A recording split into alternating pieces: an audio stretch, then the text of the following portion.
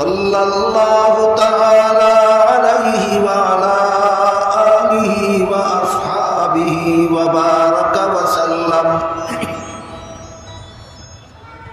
আম্মা বা'দু ফাআউযু বিল্লাহি মিনাশ শাইতানির রাজীম। বিসমিল্লাহির রাহমানির রাহিম। ওয়াতাসিমু বিহাবলিল্লাহি জামিআন ওয়া লা তাফাররাকু।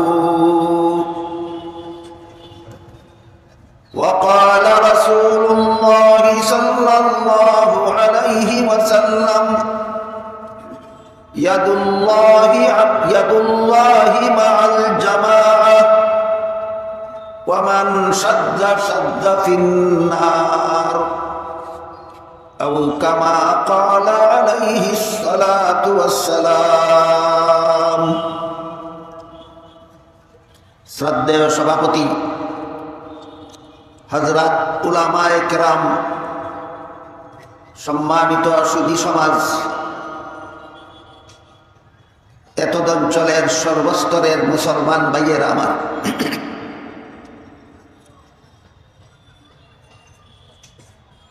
পবিত্র কোরআনের সূরা আলে ইমরানের 103 নম্বর আয়াতের প্রথমাংশ আমি আপনাদের সামনে তিলাওয়াত করেছি। যেহেতু এই সম্মেলন তাফসীরুল কোরআন সম্মেলন এর নামে আয়োজিত, তাই তিলাওয়াতকৃত আয়াতাংশের তাফসীর থেকে কিছু কথা আপনাদের সামনে তুলে ধরার উদ্দেশ্যেই আমি আয়াতাংশটি তিলাওয়াত করেছি। আজ থেকে আগামী 3 দিন পর্যন্ত এই তিলাওয়াতকৃত আয়াতাংশের তাফসীর থেকেই কিছু কথা আপনাদের সামনে তুলে ধরার ইচ্ছা রাখি। তাই একাধারে 3 দিন পর্যন্ত যেহেতু একটি আয়াতের সামান্য অংশের তাফসীর নিয়ে আলোচনা হবে, এজন্য প্রথম দিনেই আপনাদেরকে সূরার নাম এবং আয়াত নম্বরটি বলে দিলাম, যেন আপনারা মনে রাখতে পারেন যে আমরা কোন সূরার কত নম্বর আয়াতের তাফসীরের আলোচনা শুনতে যাচ্ছি। সূরার নাম হলো সূরা আলে ইমরান, আয়াত নম্বর 103। এখানে আল্লাহ বলেন ওয়াতাসিমু বিহাবলিল্লাহি জামিআন ওয়া লা তাফাররাকু। এর অর্থ হলো আল্লাহ বলেন, হে মুমিন মুসলমানেরা, তোমরা শক্তভাবে ধারণ করো আল্লাহর রশ্মিকে এবং পরস্পরে বিচ্ছিন্ন হও না, তোমরা ঐক্যবদ্ধ থাকো। এই আয়াতে আল্লাহ মুসলমানদেরকে সরাসরি ঐক্যবদ্ধ থাকা, পরস্পরে বিচ্ছিন্ন না হওয়ার নির্দেশ প্রদান করেছে। তাই ঐক্য কিভাবে হয়, ঐক্যের রূপরেখা কি হবে, ঐক্য কাদেরকে নিয়ে হবে, ঐক্যের ঠিকানা কি হবে, ঐক্যের প্ল্যাটফর্ম কি হবে, এই বিষয়গুলি পরিষ্কারভাবে আলোচনা না হওয়া পর্যন্ত আল্লাহর এই আয়াতের বিধান পালন করা কারো পক্ষে সম্ভব হবে না। বিশেষত মুসলমানদের ঐক্যের 2টা উপকারিতা আছে, অনৈক্যের মারাত্মক 2টা ক্ষতি আছে। মুসলমানদের ঐক্যের উপকারিতা 2টার একটা হলো, যতদিন পর্যন্ত মুসলমান ঐক্যবদ্ধ থাকে ততদিন পর্যন্ত এদের নিজেদের মধ্যে কুন্দল থাকে না। মুসলমান ঐক্যবদ্ধ থাকলে নিজেদের মধ্যে পরস্পরে কোনো কুন্দল সৃষ্টি হয়, একটা উপকারিতা। আর একটা উপকারিতা হলো, মুসলমান যতদিন পর্যন্ত ঐক্যবদ্ধ থাকে ততদিন পর্যন্ত মুসলমান সমাজের কোনো অংশের উপর মুসলমানের দুশমনেরা হামলা করার সাহস পায়। কারণ সমস্ত মুসলমান যদি ঐক্যবদ্ধ থাকে, তাহলে মুসলমান সমাজের যে কোনো অংশের উপর শত্রুরা হামলা করলে ঐক্যবদ্ধভাবে সমস্ত মুসলমানেরা আক্রান্ত মুসলমানের পক্ষ থেকে শত্রুদের মোকাবেলা করার জন্য দাঁড়িয়ে যায়। এই জন্য শত্রুদের সাহস থাকে না মুসলমানদের উপর হামলা করা। এই হলো মুসলমানদের ঐক্যের বিশেষ 2টা উপকারিতা। পক্ষান্তরে মুসলমানদের পারস্পরিক ঐক্যের অনৈক্যের দুইটা ক্ষতিবাচক।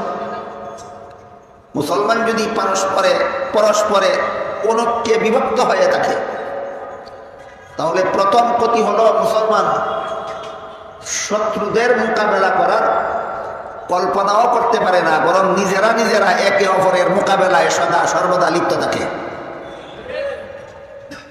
দ্বিতীয় ক্ষতি হলো মুসলমান যদি পরস্পরে কুণ্ডলে লিপ্ত হয়, তাহলে একদল মুসলমানের উপর মুসলমানের শত্রুরা হামলা করলে অন্য দল যে তার সহযোগিতা করবে না, এটা শত্রুদের জানা থাকে। তাই শত্রুরা যে কোনো মুসলমানের উপর যে কোনো সময় হামলা করার সাহস পায়। কাজেই আল্লাহ পাক রব্বুল আলামিন আজ থেকে প্রায় ১৫০০ বছর আগে যখন সর্বশ্রেষ্ঠ মহানবী মুহাম্মদুর রাসূলুল্লাহ সাল্লাল্লাহু আলাইহি ওয়াসাল্লামের কাছে সর্বশ্রেষ্ঠ আসমানি কিতাব কুরআন নাযিল করতেছিলেন, তখন থেকেই মুসলমানদের এই নির্দেশ দিয়ে বলে দিয়েছেন, ওয়াতাসিমু বিহাবলিল্লাহি জামিআন ওয়া লা তাফাররাকু। হে মুমিন মুসলমানেরা, তোমরা আল্লাহর রশ্মিকে শক্তভাবে ধারণ করার মাধ্যমে ঐক্যবদ্ধ হও, তোমরা পরস্পরে বিচ্ছিন্ন হইও না। এই হলো মুসলমানদের ঐক্যের ব্যাপার। সূরা আলে ইমরানে ১০৩ নম্বর আয়াতে আল্লাহ যে ঐক্যের নির্দেশ দিয়েছেন, এটা মুসলমানদের পারস্পরিক ঐক্যের কথা বলা হয়েছে এখানে। এক কথায় বলা যেতে পারে এটা ঈমান রক্ষার জন্য ঐক্য। মুসলমানেরা যে ঐক্যবদ্ধ হবে, এটা ঈমান রক্ষার ঐক্য, সেটা হবে ঈমান রক্ষার ঐক্য। আরেক প্রকার ঐক্য আছে দেশ রক্ষার ঐক্য।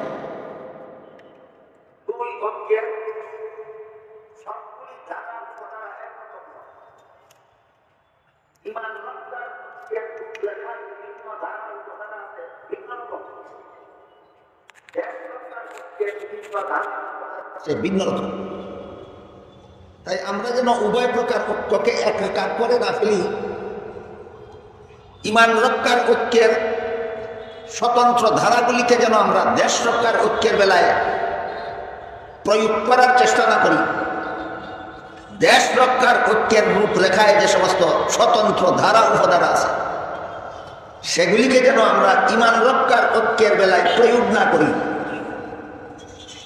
একটার সাথে আরেকটা মিশ্রিত করে জগা খিচুড়ির মতো অবস্থা যেন সৃষ্টি না করি। সেজন্যই ঈমান রক্ষার ঐক্যের রূপরেখা আমাদেরকে পৃথকভাবে বোঝা দরকার, এবং দেশ রক্ষার জন্য যে ঐক্য হবে সেই ঐক্যের রূপরেখাটা আলাদাভাবে বোঝা দরকার, যেন আমরা দুই প্রকার ঐক্যকে না বুঝে একাকার করে না ফেলি। ঈমান রক্ষার ঐক্যের রূপরেখা প্রদান করেছেন আল্লাহ অতি সংক্ষেপে সূরা আলে ইমরানের ১০৩ নম্বর আয়াতের প্রথম অংশে। আর দেশ রক্ষার ঐক্যের রূপরেখা প্রদান করেছেন রাসূল করিম সাল্লাল্লাহু আলাইহি ওয়াসাল্লাম ঐতিহাসিক মদিনা সনদের ভিতরে। মদিনা সনদের মধ্যে রয়েছে দেশ রক্ষার জন্য ঐক্যের রূপরেখা। সূরা আলে ইমরানের ১০৩ নম্বর আয়াতে রয়েছে ঈমান রক্ষার জন্য ঐক্যের রূপরেখা। তাই আমরা আগে মদিনা সনদ জিনিসটা কি চাই তা একটু চিনার বোঝার চেষ্টা করি, এবং সেখানে দেশ রক্ষার জন্য আল্লাহ রাসূল ঐক্যের একই দেশের সমস্ত বাসিন্দাদের ঐক্যবদ্ধ থাকার জন্য কি কি রূপরেখা প্রদান করেছিলেন তা বোঝার চেষ্টা করি। আমি আশা করি মুসলমান হিসাবে আপনারা সবাই জানেন যে মুহাম্মদুর রাসূলুল্লাহ সাল্লাল্লাহু আলাইহি ওয়াসাল্লাম জন্মের পর থেকে ৫৩ বছর পর্যন্ত মক্কা শরীফে অবস্থান করেছিলেন। ৫৩ বছর পরে মক্কা শরীফ থেকে হিজরত করে মদিনা শরীফ চলে গিয়েছিলেন। মদিনা শরীফ চলে যাওয়ার পর সেখানে একটা ইসলামী রাষ্ট্র প্রতিষ্ঠা করেছিল, এবং সেই রাষ্ট্র পরিচালনার জন্য রাসূল একটা লিখিত সংবিধান তৈরি করেছিলেন। ইতিহাসের ভাষায় রাসূলের প্রতিষ্ঠিত রাষ্ট্রের পরিচালনার জন্য রাসূল যে লিখিত সংবিধান তৈরি করেছিলেন সেটাকেই ইতিহাসের ভাষায় মদিনা সনদ বলা হয়। এই হলো রাসূলের তৈরি করা সংবিধান, রাষ্ট্র পরিচালনার সংবিধান, মদিনা সনদের সংক্ষিপ্ত পরিচয়। রাসূল করিম সাল্লাল্লাহু আলাইহি ওয়াসাল্লাম মক্কায় জন্মগ্রহণ করার পর থেকে একাধারে 40টি বৎসর পর্যন্ত তার কাছে কুরআন নাযিল শুরু হয়নি। আল্লাহর কাছ থেকে বার্তা আসা শুরু হয়নি। 40 বছর পূর্ণ হওয়ার পর রাসূলের কাছে কুরআন নাযিল করা শুরু করা হয়। এরপর থেকে তিনি মক্কায় আরো 13 বছর ছিলেন। কুরআন নাযিল শুরু হওয়ার আগে ছিলেন 40 বছর, কুরআন নাযিল শুরু হওয়ার পরে ছিলেন আরো 13 বছর। এই আগে 40 এবং পরের 13, এই 53 বছর আল্লাহ রাসূল মক্কা শরীফে জীবনযাপন করেছেন, অবস্থান করেছেন।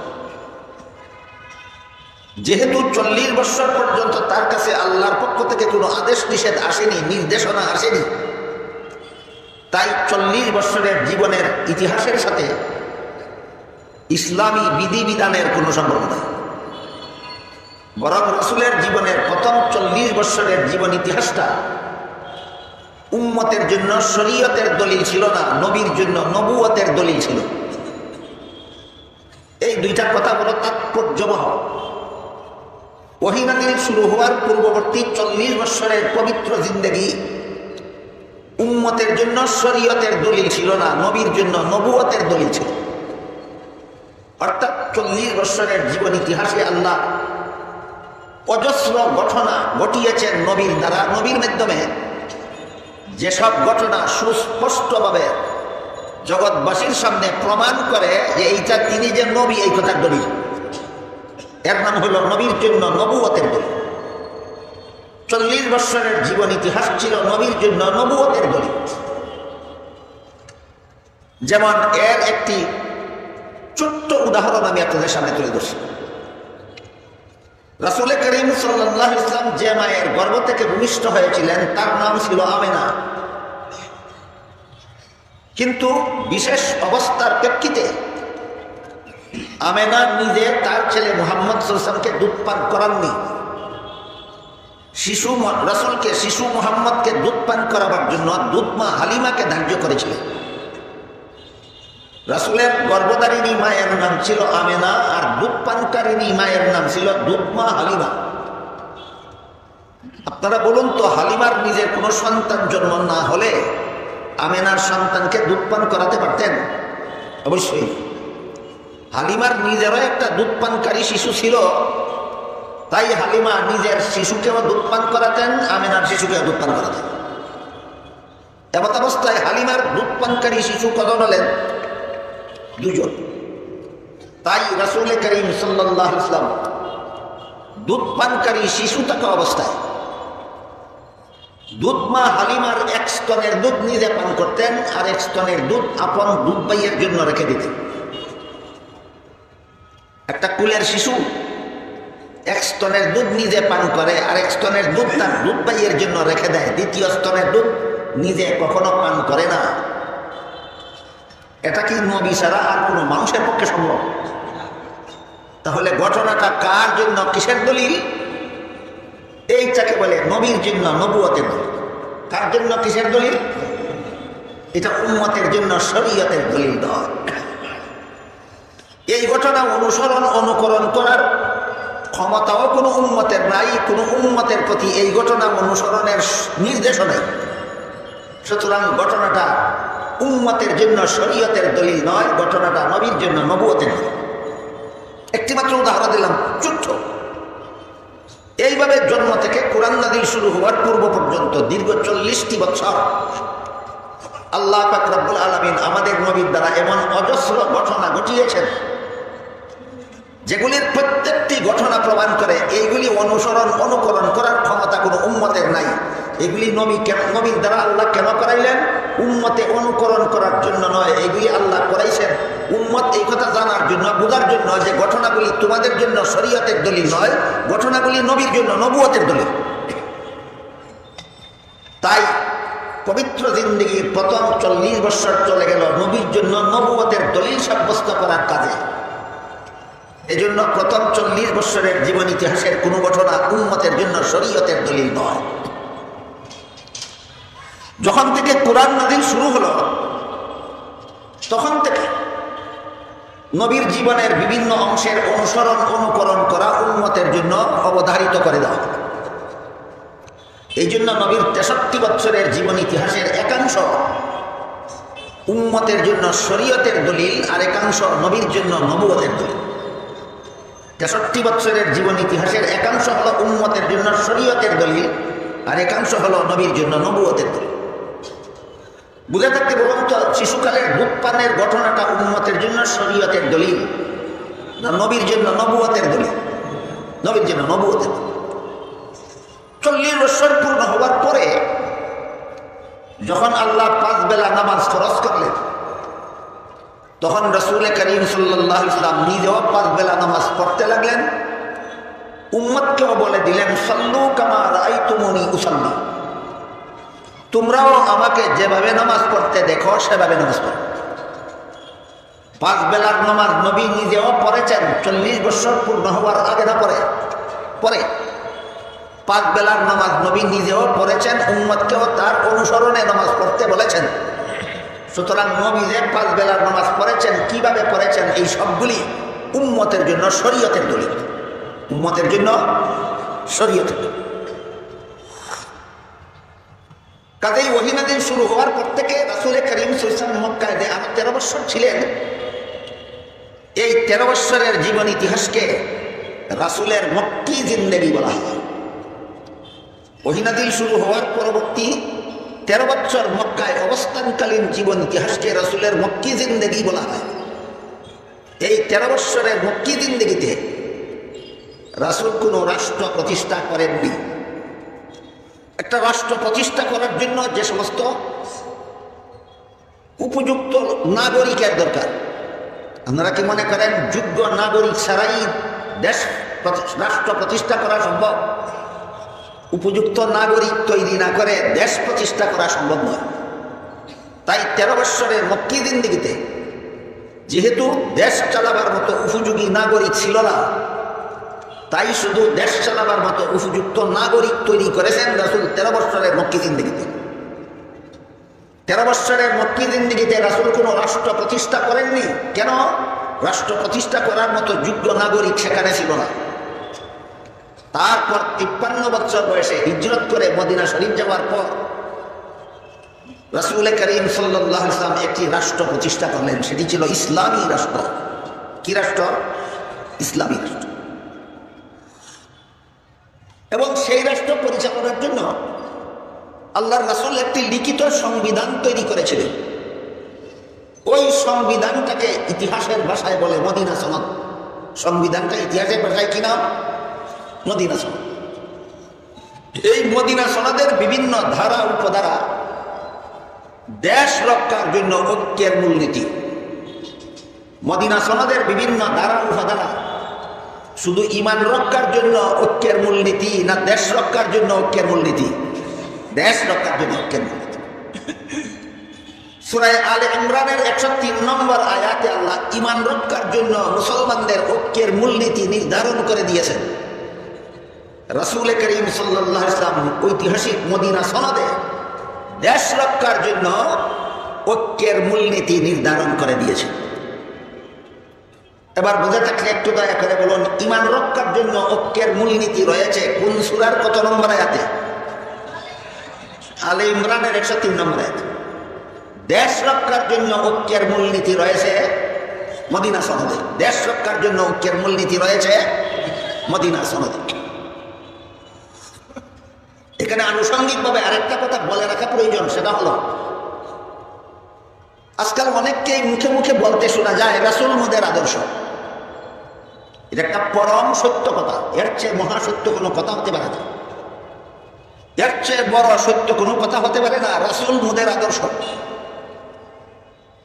এতক্ষণের কথা যারা শুনেছেন বুঝেছেন তারা বলুন, শুধু নামাজ পড়ার জন্য রাসূল মোদের আদর্শ, শুধু রোজা রাখার জন্য রাসূল মোদের আদর্শ, শুধু বিয়ে করার জন্য রাসূল মোদের আদর্শ, শুধু মিষ্টি খাওয়ার জন্য রাসূল মোদের আদর্শ, শুধু কোরআন তেলাওয়াতের জন্য রাসূল মোদের আদর্শ, না দেশ শাসনের জন্য রাসূল মোদের আদর্শ? যারা দেশ শাসনের জন্য রাসূলকে আদর্শ বিশ্বাস করে না, ফলো করে না, হায়া লজ্জা থাকলে এদের মুখে রাসূল মোদের আদর্শ বলতে পারে না।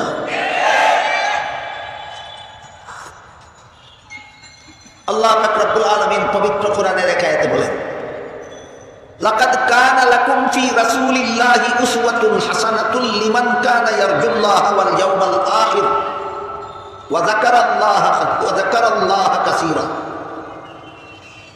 আল্লাহ বলেন, অবশ্যই আল্লাহর রাসূলের মধ্যে রয়েছে তোমাদের জন্য উত্তম আদর্শ। রাসূল শুধু আদর্শ না, সর্বোত্তম আদর্শ, সর্বশ্রেষ্ঠ আদর্শ।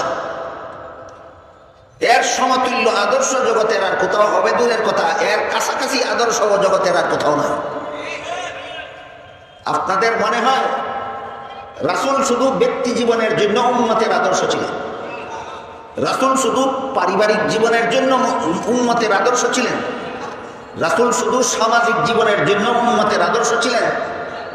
রাসূল শুধু অর্থনৈতিক জীবনের জন্য উম্মতের আদর্শ ছিলেন? রাসূল শুধু সামরিক জীবনের জন্য উম্মতের আদর্শ ছিলেন? রাসূল শুধু রাষ্ট্রীয় জীবনের জন্য উম্মতের আদর্শ ছিলেন, না আন্তর্জাতিক জীবনের জন্য? এখন কেউ যদি ব্যক্তি জীবনের জন্য রাসূলকে আদর্শ মানে, রাষ্ট্র জীবনে রাসূলকে আদর্শ মানে না, তাহলে তার গ্লাসের মধ্যে 1 কাপ দুধ আছে আর 1 কাপ পেশাব আছে। তার গ্লাসে 1 কাপ দুধ আছে আর 1 কাপ পেশাব আছে। আপনারাই বলুন, একটা গ্লাসের মধ্যে 1টা কাপ দুধ দেওয়ার পরে আরো 1টা কাপ পেশাব ডাললে পরে দুধটা কি পান করার যোগ্য থাকে?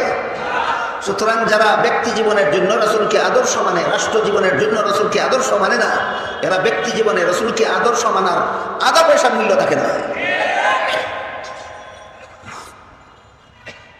এটা হলো রাসূল যে রাষ্ট্র প্রতিষ্ঠা করেছিলেন, রাষ্ট্র পরিচালনার জন্য একটা সংবিধান তৈরি করেছিলেন। এই আলোচনার প্রাসঙ্গিকতা, এই আলোচনার প্রাসঙ্গিকতা। আল্লাহ কোরআনে রাসূলকে শুধু আমাদের ব্যক্তি জীবনের জন্য আদর্শ বলেননি। আল্লাহ কোরআনে রাসূলকে শুধু আমাদের পারিবারিক জীবনের জন্য আদর্শ বলেননি। আল্লাহ কোরআনে রাসূলকে শুধু আমাদের সামাজিক জীবনের জন্য আদর্শ বলেননি। রাসূল ব্যক্তি জীবনের জন্য আদর্শ, পারিবারিক জীবনের জন্য আদর্শ, সামাজিক জীবনের জন্য আদর্শ, রাসূল রাষ্ট্র জীবনের জন্য আদর্শ।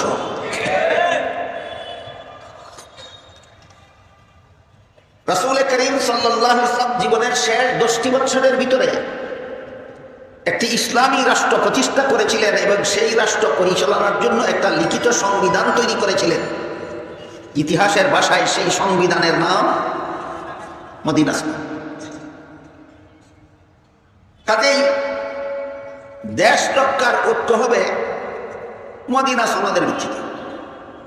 মদিনা সনদে শুধু মুসলমানদের, এই দেশে মুসলমানদের বসবাসের ব্যবস্থা ছিল না। মদিনা সনদে ইসলামী রাষ্ট্রে মুসলমান ও মুসলমান নির্বিশেষে সমস্ত নাগরিকদের বসবাসের নীতি বিদ্যমান ছিল।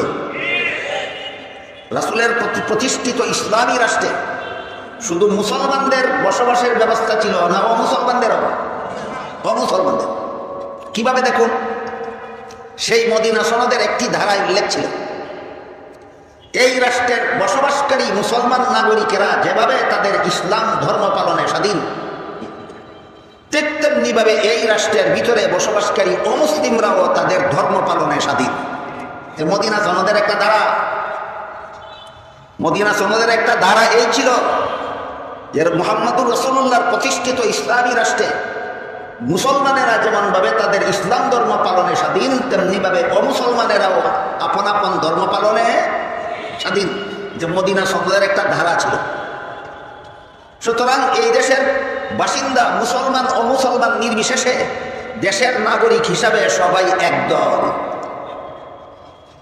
এই দেশের সমস্ত বাসিন্দা মুসলমান ও মুসলমান নির্বিশেষে সমস্ত বাসিন্দা একদল।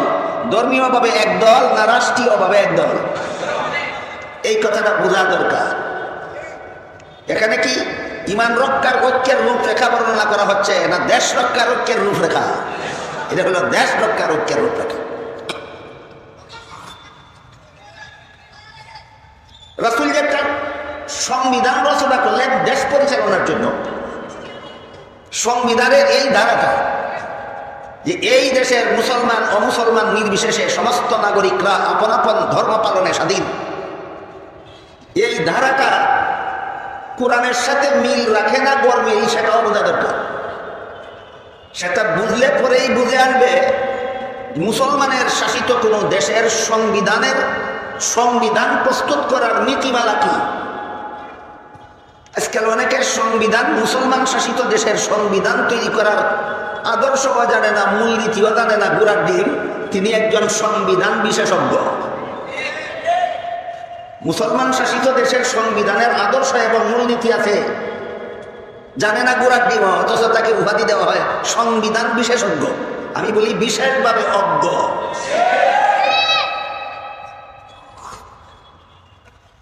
মুসলমান শাসিত দেশের সংবিধানের আদর্শ মূলনীতিগুলোর জন্য এখানে আমাদের দেখতে হবে আল্লাহ রাসূল যে একটা সংবিধান রচনা করলেন, একটা ধারা রাখলেন যে এই দেশের সমস্ত নাগরিকরা আপন আপন ধর্ম পালনে স্বাধীন।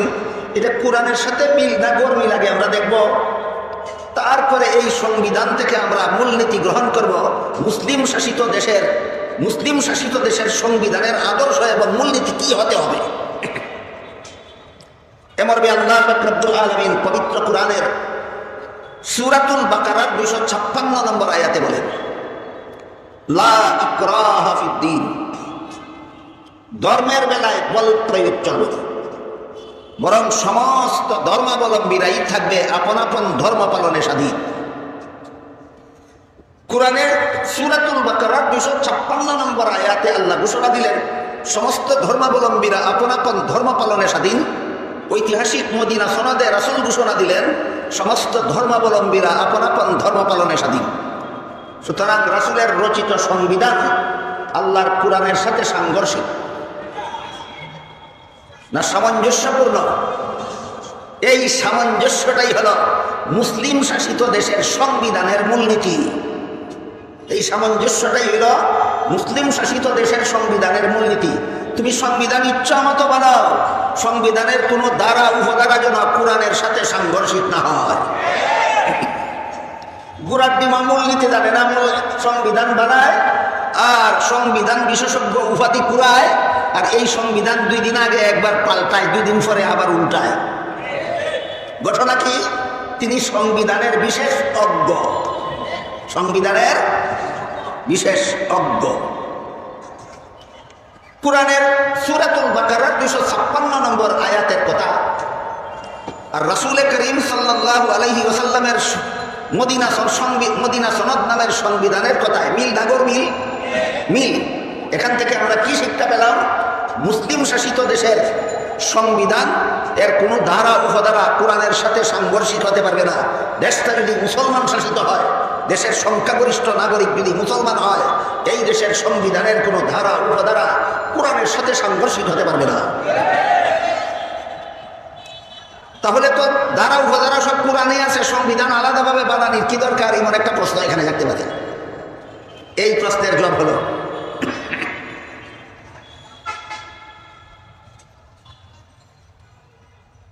কোরআন সাংবিধানিক পদ্ধতিতে নাজিল হয় না, কোরআন ভিন্ন পদ্ধতিতে নাজিল হয়েছে।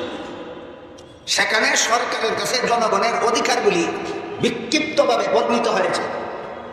সরকারের কাছে জনগণের প্রাপ্য অধিকার আছে অনেকগুলি, এই অধিকারগুলি কোরআনের মধ্যে সাংবিধানিক পদ্ধতিতে ধারাবাহিকভাবে ABC ক খ গ ঘ বলে উল্লেখ করা হয়নি, বিক্ষিপ্তভাবে বর্ণিত। কোরআনের গতিতে নাজিল হয়েছে, আর সংবিধানের গতিতে রচিত হয়।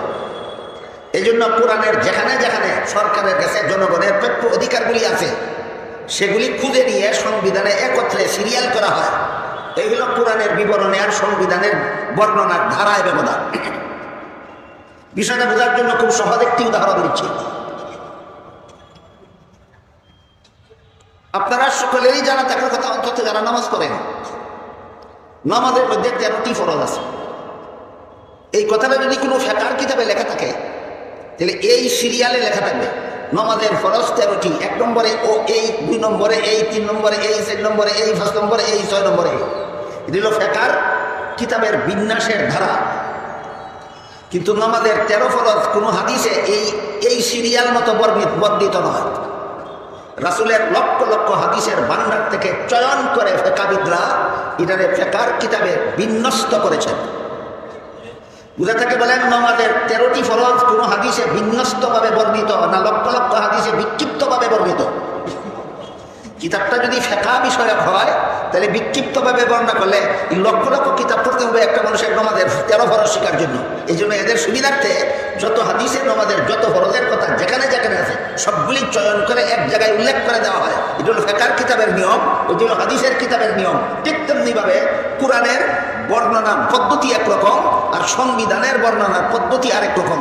তাই কোরআনের আয়াতের ধারাবাহিকভাবে সরকারের কাছে জনগণের কি প্রাপ্য আছে ধারাবাহিকভাবে কোরআনে বর্ণিত নাই, বিক্ষিপ্তভাবে বর্ণিত আছে। সংবিধানের পদ্ধতি হলো কোরআনের সেই বিক্ষিপ্ত বর্ণনা থেকে চয়ন করে সরকারের কাছে জনগণের কি কি প্রাপ্য আছে তা বিন্যস্তভাবে সংবিধানে লিখতে হবে। এটি হলো সংবিধান লেখার সিস্টেম। বিষয়টা কি আমি আপনাদের বোঝাতে পারলাম? সরকারের কাছে যতগুলি প্রাপ্য আছে জনগণের, এর মধ্যে একটা প্রাপ্য হলো নিরাপত্তার ব্যবস্থা করা। জনগণ যেন নিরাপদে দেশে বসবাস করতে পারে, শুধু মুসলমানেরা। আমার এতক্ষণের কথা যারা বুঝেছেন বলুন, একটা মুসলিম শাসিত দেশে শুধু মুসলমানেরা যেন নিরাপদে বসবাস করতে পারে, এটা সরকারের কাছে জনগণের প্রাপ্য না। যে কোনো ধর্মাবলম্বী জনসাধারণ দেশে বসবাসকারী প্রত্যেকটা জনসাধারণ, প্রত্যেকটা নাগরিক যে কোনো ধর্মাবলম্বী হোক, তার নিরাপত্তার ব্যবস্থা করা সরকারের দায়িত্ব। এটা কোরআনে বর্ণিত হয়েছে, হাদিসে বর্ণিত হয়েছে। কিন্তু এগুলি হলো কোরআন হাদিসে বর্ণিত আল্লাহ এবং আল্লাহর রাসূলের প্রদত্ত আইন। জনগণের নিরাপত্তার ব্যবস্থা করা সরকারের দায়িত্ব, এটা আল্লাহর আইন। এই আইন কোরআনের বিভিন্ন আয়াতে বর্ণিত হয়েছে, রাসূলের বিভিন্ন হাদিসে বর্ণিত হয়েছে। কিন্তু নিরাপত্তার ব্যবস্থা বিভিন্ন যুগের অবস্থা অনুপাতে বিভিন্ন রকম হতে পারে। নিরাপত্তার ব্যবস্থা বিভিন্ন যুগের অবস্থা অনুপাতে বিভিন্ন রকম হতে পারে। সেই অবস্থার প্রেক্ষিতে ব্যবস্থা গ্রহণ করা সরকারের দায়িত্ব, সেই ব্যবস্থার তফসিল থাকবে সংবিধানে। এজন্য আইন প্রণয়নের অধিকার একমাত্র আল্লাহ। আল্লাহ ছাড়া আর কারো আইন প্রণয়নের যোগ্যতাও নাই, অধিকারও নাই। সরকার যে সংবিধান রচনা করবে, সরকারের বাপেরও অধিকার নাই আইন রচনা করে সংবিধান তৈরি করা। সরকারের দায়িত্ব শুধু আল্লাহর আইনকে বাস্তবায়নের ব্যবস্থা সংবিধানে বর্ণনা করা। এই মৌলিক কথার আগে বুঝি, পরবর্তী কথাগুলি বোঝার জন্য প্রথমে আমরা বোঝার চেষ্টা করি আইন প্রণয়নের যোগ্যতা এবং অধিকার একমাত্র আল্লাহ ছাড়া কারো নাই। আইন বানাবার, আইন রচনা করার যোগ্যতাও আল্লাহ ছাড়া কারো নাই, অধিকারও আল্লাহ ছাড়া কারো নাই। তাহলে সংবিধান করবে কি? সংবিধান শুধু আল্লাহর আইন বাস্তবায়নের পথ পদ্ধতি উদ্ভাবন করবে, ব্যবস্থা গ্রহণ করবে। এর একটি উদাহরণ, সরকারের কাছে মুসলিম অমুসলিম নির্বিশেষে দেশের সকল নাগরিকের অধিকার সমূহের একটি অধিকার হলো নিরাপদে বসবাস করার ব্যবস্থা দেওয়া। নিরাপদে বসবাস করার ব্যবস্থা দেওয়া সরকারের কাছে দেশের সমস্ত জনগণের প্রাপ্য, শুধু মুসলমানদের না, অমুসলমানদেরও। অমুসলমানদের এখন বর্তমান যুগে রাস্তাঘাট এবং যানবাহনের যে দুর্দশা, যে কোনো মুহূর্তে যে কোনো পয়েন্টে যানজট লেগেই যায়। পয়েন্ট লাগে না, সোজা রাস্তার মধ্যে যানজট লেগে যায়। পুল 3 রাস্তার মোহনার মধ্যে অতি সহজেই যানজট লেগে যায়। 4 রাস্তার মুখের মধ্যে অনায়াসেই যানজট লেগে যায়। যানজট লেগে যাওয়াটা ভ্রমণের জন্য নিরাপদ না আপদ, এই আপদ থেকে জনগণকে রক্ষা করার জন্য ব্যবস্থা গ্রহণ করা সরকারের দায়িত্ব। তাই সরকার একটা ব্যবস্থা গ্রহণ করলো, প্রতিটি রাস্তার মুড়ে মুড়ে 2 ধরনের সিগন্যাল লাইট জ্বলবে। আপাতত 2 ধরনের, আমরা বলি কথাটা বোঝার জন্য, 3 ধরনেরও থাকে। প্রতিটি রাস্তার মুড়ে মুড়ে 2 ধরনের সিগন্যাল লাইট থাকবে, একটা লাল বাতি আর একটা নীল বাতি, সবুজ বাতি। লাল বাতির অর্থ হলো সামনে তোমার লাল বাতি যতক্ষণ জ্বলবে ততক্ষণ তুমি গাড়ি নিয়ে দাঁড়িয়ে থাকবে। সবুজ বাতির অর্থ হলো যখন সবুজ বাতি চলবে তখন তুমি গাড়ি নিয়ে সামনে অগ্রসর হবে। এই কথাটা কোরআনের কোথাও বর্ণিত আছে? হাদিসের কোথাও বর্ণিত আছে? তাহলে এটাও তো সরকার মন গড়াভাবে করছে, এটা আমরা মানি কেন? এই প্রশ্নের জবাব হইল এটা কোনো আইন না, এটা আইন না। আইন হইল জনগণকে নিরাপদে বসবাসের ব্যবস্থা করে দেওয়া সরকারের দায়িত্ব, এটা হইল আইন। এটা বাস্তবায়নের জন্য সিগন্যাল লাইট পদ্ধতি একটা ব্যবস্থা মাত্র। বলেন সিগন্যাল লাইট আইন না আইন বাস্তবায়নের ব্যবস্থা? সংবিধানে আইন থাকে না, আইন বাস্তবায়নের ব্যবস্থা থাকে। বুঝাতে পারলাম? শান্তির আইন থাকে একমাত্র কোরআনে আর হাদিসে। শান্তির আইন থাকে কোথায়? কোরআনে আর হাদিসে। আল্লাহ ছাড়া আর কারো জন্য আইন বানাবারও অধিকার নাই, আইন বানাবার যোগ্যতাও নাই। আইন বানাবার অধিকারও একমাত্র আল্লাহর, যোগ্যতাও একমাত্র আল্লাহর। তাহলে সংবিধানে সরকারেরা কি লিখবে? সংবিধানে লিখবে আল্লাহর কোরআনের বর্ণিত আইনগুলি জনগণের মধ্যে বাস্তবায়নের ব্যবস্থা কি সেটা লিখবে। আমার কথা বুঝে থাকে বলুন, সংবিধানে সরকার নতুন কোনো আইন বানিয়ে লেখার অধিকার রাখে না। সংবিধান কেন? আল্লাহর আইন বাস্তবায়নের ব্যবস্থার জন্য। যেমন আল্লাহর আইন হলো জনগণকে শান্তিতে বসবাস করার ব্যবস্থা দাও, এই ব্যবস্থা হলো রাস্তায় চলার সময় শান্তিতে চলার ব্যবস্থা হলো সিগন্যাল লাইট আইন, সিগন্যাল লাইট ব্যবস্থা। সিগন্যাল লাইটটা কি মূল আইন না আল্লাহর আইন বাস্তবায়নের একটা ব্যবস্থা মাত্র? বুঝে থাকে এবার বলুন, কোরআনে কি থাকে আর সংবিধানে কি থাকে? কোরআনে থাকে আইন আর সংবিধানে থাকে আইন বাস্তবায়নের ব্যবস্থা। বুঝাতে পারলাম? বলুন কোরআনে কি থাকে? আইন। সংবিধানে কি থাকে? এই ব্যবস্থাটা সরকার উদ্ভাবন করতে হয় যুগের অবস্থার প্রেক্ষিতে, অবস্থার যুগ উপযোগী করে আল্লাহর আইন বাস্তবায়নের ব্যবস্থা গ্রহণ করা সরকারের দায়িত্ব।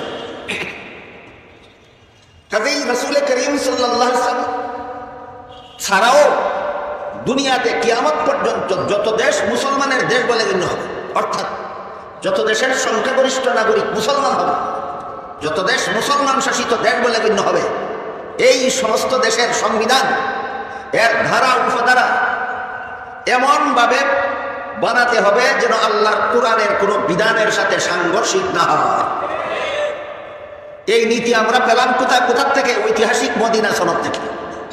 মদিনা সনদে রাসূল আইনের একটা ধারা রাখলেন, এই দেশে বসবাসকারী মুসলমানগণ যেমনভাবে তাদের ইসলাম ধর্ম পালনে স্বাধীন, তেমনিভাবে এই দেশে বসবাসকারী ইহুদি, বৌদ্ধ, খ্রিস্টান তথা নির্বিশেষে অন্যান্য ধর্মাবলম্বীরাও আপন আপন ধর্ম পালনে স্বাধীন। এটা মদিনা সনদের একটা ধারা। আমার এতক্ষণের কথা যারা শুনেছেন, বুঝেছেন? বলুন মদিনা সনদের সেই ধারাটা কোরআনের সাথে সাংঘর্ষিক ছিল না কোরআনের অনুকূলে ছিল? এইটাই মুসলিম দেশের শাসনতন্ত্র রচনার মূলনীতি। মুসলমানের দেশের শাসনতন্ত্র রচনার মূলনীতি, সংবিধান রচনার মূলনীতি, মুসলমান দেশের সংবিধান রচনার মূলনীতি রাসূল করিম সাল্লাল্লাহু আলাইহি ওয়াসাল্লাম ঐতিহাসিক মদিনা সনদে সাব্যস্ত করে দিয়েছেন, ধার্য করে দিয়েছেন। তোমার কোনো ধারা উপধারা যেন কোরআনের সাথে সাংঘর্ষিক না হয়। আরেকটা কথা পরিষ্কারভাবে আমরা বুঝে নেওয়ার চেষ্টা করি। এই যে বললাম আইন বানাবার অধিকারও আল্লাহ ছাড়া আর কারো নাই, আইন বানাবার যোগ্যতাও আল্লাহ ছাড়া আর কারো নাই, সেটা কি বলে? এমন আল্লাহ পাক রব্বুল আলামিন পবিত্র কোরআনের এক আয়াতে বলেন, ইনিল হুকমু ইল্লা লিল্লাহ আলা লাহুল খালকু ওয়া লাহুল আমরু। এই আয়াতগুলির মর্ম হল সৃষ্টি যার, বিধান তার। এটা জীবনে কোনোদিন বলবেন না। বিধান মানে আইন। যিনি সৃষ্টি করেছেন আইন শুধু তার চলবে, যিনি সৃষ্টি করেছেন আইন শুধু তার চলবে। এই জন্য আল্লাহ বলেন আল্লাহ লাহুল খালকু ওয়া লাহুল আমর, সৃষ্টি যার, বিধান তার, সৃষ্টি যার, বিধান তার, সৃষ্টি যার, বিধান তার। একমাত্র সৃষ্টিকর্তা আল্লাহর যোগ্যতা আছে আইন বানাবার, অধিকার আছে আইন প্রয়োগ করার। আল্লাহ ছাড়া আর কারো মধ্যে আইন বানাবার যোগ্যতাও নাই, আইন প্রয়োগের অধিকারও নাই। সরকারেরা সংবিধানে কি করার ডিম লিখবে? আল্লাহর আইন বাস্তবায়নের ব্যবস্থা লিখবে। বলুন সরকারেরা সংবিধানে কি লিখবে? আল্লাহর আইন বাস্তবায়নের ব্যবস্থা লিখবে। তাহলে সূরাতুল বাকারার 256 নম্বর আয়াতে আল্লাহ যে আইন দিয়েছেন, ঐতিহাসিক মদিনা সনদে রাসূল তার ব্যবস্থা লিখেছেন কিনা? দেখেছেন? এখান থেকে আমরা কি শিক্ষা পেলাম? মুসলিম দেশের সরকারেরা সংবিধানে কি লিখবে? আল্লাহর কোরআনের বর্ণিত আইন বাস্তবায়নের ব্যবস্থা লিখবে। কি লিখবে? ব্যবস্থা লিখবে। আইন বানাবার অধিকারও তোমার নাই, আইন বানাবার যোগ্যতাও তোমার মধ্যে নাই। আইন যা বানাবার আল্লাহ বানিয়ে দিয়েছেন, তুমি শুধু বাস্তবায়নের ব্যবস্থা উদ্ভাবন করো, উদ্ভাবিত ব্যবস্থাগুলি সংবিধানে লেখো, জনগণের মধ্যে বাস্তবায়ন করো। এবার আমরা বোঝার চেষ্টা করি, আইন বানাবার অধিকার, আইন বানাবার যোগ্যতা আল্লাহ ছাড়া আর কারোর মধ্যে নাই কেন?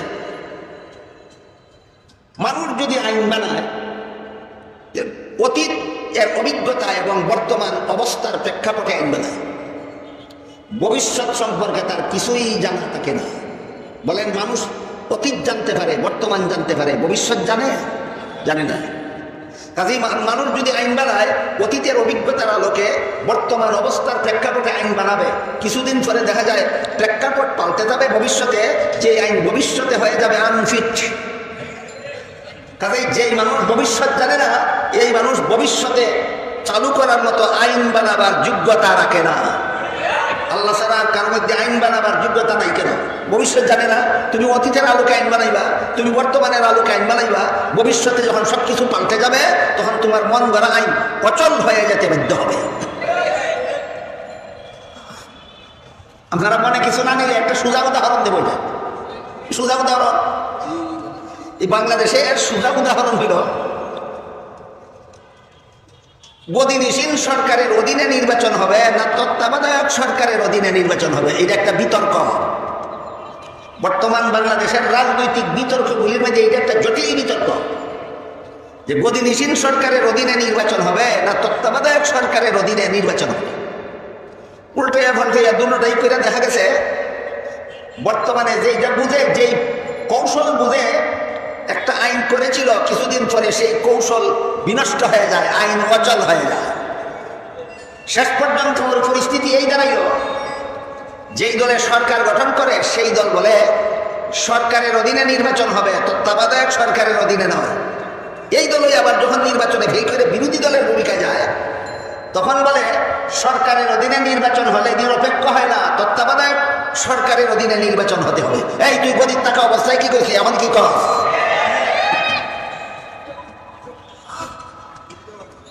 আমাদের দেশের সরকারেরা গদিতে থাকা অবস্থায় এক ধরনের আইন চায়, আর ফেল নির্বাচনে ফেল করে বিরোধী দলের ভূমিকায় গেলে আরেক ধরনের আইন চায়। ঘটনা আর কিছু নয়, ভবিষ্যৎ বুঝে না। ভবিষ্যতের জন্য যারা অন্ধ, এদের মধ্যে আইন রচনার যোগ্যতা নাই। ক্লিয়ার হয়েছে? এবার বোঝার চেষ্টা করি, আল্লাহ ছাড়া আর কারো মধ্যে আইন রচনা করার অধিকারও নাই কেন? যোগ্যতা নাই কেন দেখে বললাম, এখন বুঝি অধিকার নাই কেন? আইন রচনা করার অধিকার যদি কোনো মানুষের হাতে দেওয়া হয়, যাদের হাতে আইন রচনার অধিকার দেওয়া হবে তারা নিজেদের স্বার্থ রক্ষা করে প্রতিপক্ষের স্বার্থকে জলাঞ্জলি দিয়ে আইন রচনা করবে। যেহেতু মানুষ স্বার্থবাদী, স্বার্থবাদী মানুষের হাতে আইন রচনার অধিকার দিলে কার স্বার্থ রক্ষা করে আইন রচনা করবে? নিজেদের। প্রতিপক্ষের স্বার্থকে বিসর্জন দিয়ে জলাঞ্জলি দিয়ে আইন রচনা করবে। আল্লাহ 16 আনা স্বার্থহীন। আল্লাহ নিজের স্বার্থে কোনো আইন প্রয়োগ করেন না, আল্লাহর সমস্ত আইন প্রয়োগ করা হয় শুধুমাত্র বান্দাদের স্বার্থে। এই কারণে আইন বানাবার যোগ্যতা যেমন আল্লাহ ছাড়া আর কারো মধ্যে নাই, আইন বানাবার অধিকারও আল্লাহ ছাড়া আর কারো মধ্যে নাই। তাহলে মুহাম্মদুর রাসূলুল্লাহ মদিনা সনদ নামের সংবিধান বানাইলেন কেন? এটা আইন গ্রন্থ না, এটা আল্লাহর আইন বাস্তবায়নের ব্যবস্থা গ্রন্থ। ক্লিয়ার হয়েছে? এই ব্যবস্থা গ্রন্থ মূল আইন গ্রন্থের সাথে কেমন মিল? আল্লাহ সূরাতুল বাকারার 256 নম্বর আয়াতে বলেন, সমস্ত ধর্মাবলম্বীরা আপন আপন ধর্ম পালনের স্বাধীন। মুহাম্মদুর রাসূলুল্লাহ ঐতিহাসিক মদিনা সনদেও বলেন, সমস্ত ধর্মাবলম্বীরা আপন আপন ধর্ম পালনের স্বাধীন। কোরআনের সাথে সাংঘর্ষিক না সামঞ্জস্যপূর্ণ? এটা হলো মুসলিম দেশের সংবিধান রচনার মূলনীতি। মুসলিম দেশের সংবিধান রচনার মূলনীতি। এখানে কিছু আনুষঙ্গিকতা আছে।